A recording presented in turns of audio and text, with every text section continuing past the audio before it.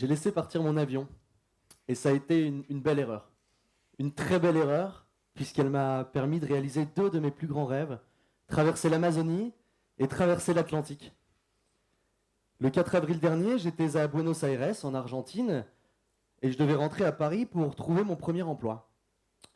Le 4 avril dernier, l'avion JJ 2108 s'est envolé sans moi. Je suis resté en Argentine, à 11 000 km de chez moi, sans aucun moyen de rentrer, propulsé hors de ma zone de confort. Cet après-midi-là, j'ai ouvert une grande carte du monde et j'ai regardé un peu où j'étais. Bon, Buenos Aires, Paris, 11 000 km. On va tracer deux traits, ça ne doit pas être bien compliqué. Le premier qui traverse toute l'Amérique latine et le second qui traverse l'Atlantique. J'ai tracé ces deux traits, je n'avais pas prévu grand-chose. Le lendemain matin, j'ai mis mon sac sur le dos et je suis parti. Durant les 2 premiers mois, j'étais en mouvement quasi permanent. Sur des voitures, dans des camions, sur des bateaux, dans des pirogues, parfois à pied. Je n'ai pas arrêté d'avancer.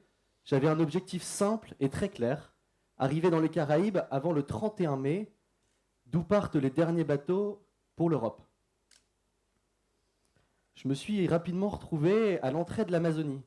Je n'avais pas bien réalisé que l'Amazonie en cette saison, c'est la saison des pluies.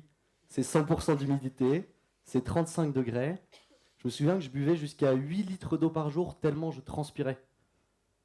En Amazonie, j'ai vécu des moments fabuleux. Je me suis retrouvé à pêcher le piranha, à chasser le singe, le crocodile. J'ai vu la nature comme je ne l'avais jamais vue. Je peux vous dire que j'étais pleinement heureux. Petit à petit, je suis arrivé au nord et je me suis retrouvé dans les Caraïbes. Là, le plan était tout nouveau. Durant 3 semaines, j'ai raconté à qui voulait bien m'entendre mon projet. Voilà ce que je viens de faire. Je viens de traverser l'Amazonie. Et maintenant, j'ai envie de trouver un bateau qui me ramènerait en Europe. Un beau jour, il y a un capitaine qui m'a dit « Bah écoute, moi je te fais confiance. Je t'emmène. » Je suis monté sur le bateau, on était 3, sur un voilier de 13 mètres. Ça fait 9 mètres carrés habitables. Je vous laisse imaginer la promiscuité.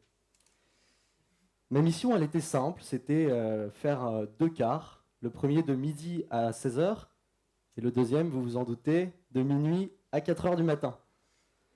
L'objectif, c'était de régler un peu les voiles et puis surtout de veiller les cargos pour éviter de s'en prendre un en pleine nuit et de couler.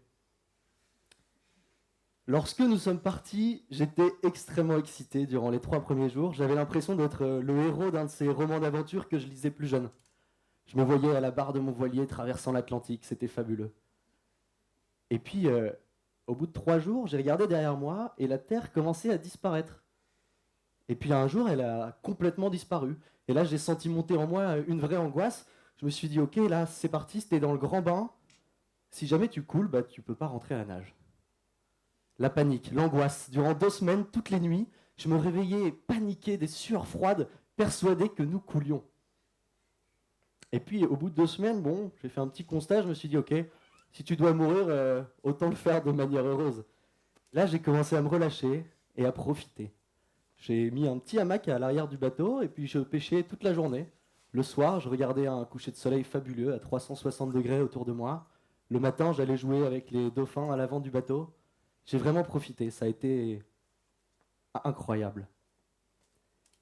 Et un beau jour, la tempête s'est levée. Il en fallait bien une. Cette tempête, elle a duré 72 heures. Durant les 2 premières heures, on avait déjà déchiré notre grand voile. C'est pas bon parce que la grand voile, c'est ton seul moteur quand tu es en bateau.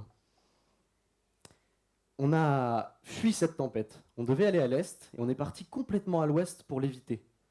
Durant ces 72 heures, j'avais du mal à dormir et je ne me nourrissais presque plus. J'avais la boule au ventre, j'étais paniqué, c'est l'angoisse, c'est quelque chose que moi, je ne connaissais pas du tout. Et d'un coup, comme elle est venue, la tempête s'est calmée, le calme est revenu sur la mer et on a entrepris de recoudre la grand voile. C'était notre seul moteur. Durant quelques jours, nous avons recousu la grand voile. La traversée qui devait durer 5 semaines en a duré 8. Lorsque nous sommes arrivés en France, nous n'avions quasiment plus de vivres, plus d'eau et quasiment plus de nourriture. On est arrivé barbu, brûlé par le soleil, extrêmement fatigué, mais tellement heureux de ce qu'on venait de réaliser. C'était magnifique. Moi, je ne suis pas venu ici pour vous raconter mon voyage, non. Sur le bateau, j'ai eu beaucoup de temps pour réfléchir. Et mon principal sujet de réflexion, c'était celui-là. C'était de me dire, tu viens de traverser l'Amazonie, tu es sur le point de traverser l'Atlantique, mais t'as rien d'exceptionnel. Ton expérience de la forêt se résume à un camp scout et ton expérience de la voile à un stage de catamaran. Comment ça se fait que toi, tu y arrives? Alors j'ai vraiment réfléchi, cogité, ça m'a pris du temps, mais j'en avais du temps, pas de souci. 52 jours en mer, c'est autant de fois 24 heures à regarder l'océan et à se poser 1000 questions. Et j'ai trouvé 5 points, 5 clés que je vais vous livrer ce soir. Vous en ferez ce que vous voudrez, mais moi, c'est des clés que je vais m'efforcer de suivre tout au long de ma vie. La première, c'est d'être inconscient. Au moment où je laisse partir mon avion, je suis complètement inconscient. Je suis revenu à cet état d'enfant. Vous savez, on parle de rêve d'enfant quand on se dit tout est possible. Quand on est enfant, on se dit tiens, j'ai envie d'être cosmonaute. On n'imagine pas toutes les barrières qui peuvent se mettre sur votre route avant d'être cosmonaute. Eh bien moi, c'était pareil. Je n'avais pas du tout conscience des barrières. Je savais qu'il y en aurait, bien sûr, mais j'en ai fait complètement abstraction. Vous vous souvenez, j'ai mis mon sac sur le dos et je suis parti. Je me suis fait confiance finalement. Et ça, c'est la deuxième clé, c'est de se faire confiance. Parce que quand je me fais confiance, je crois en mon projet. Et quand je crois en mon projet, il y a une positivité qui émane de moi. J'arrive à persuader les autres, à les convaincre. Ça, je m'en suis rendu compte. J'ai réussi à embarquer tout un nombre de personnes avec moi qui adhéraient à mon projet, au moins qui l'écoutaient. Et c'est ce qui m'a permis de le réaliser. La troisième clé, c'est évidemment de faire confiance en les autres.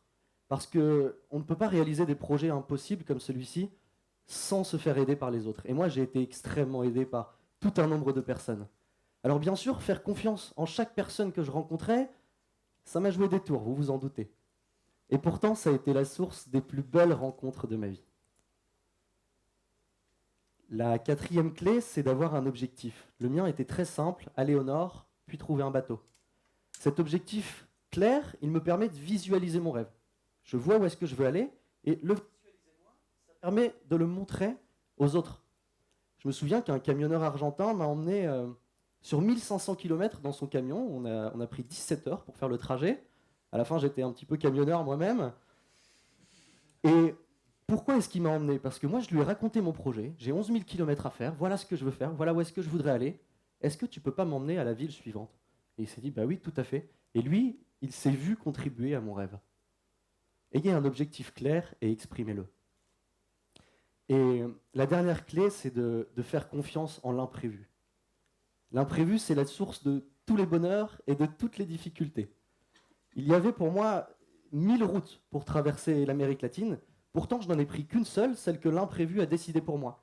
Un coup, la route était bloquée, un coup, le bus ne partait pas, un coup, le bateau prenait 15 jours à faire la traversée qui était prévue pour 3.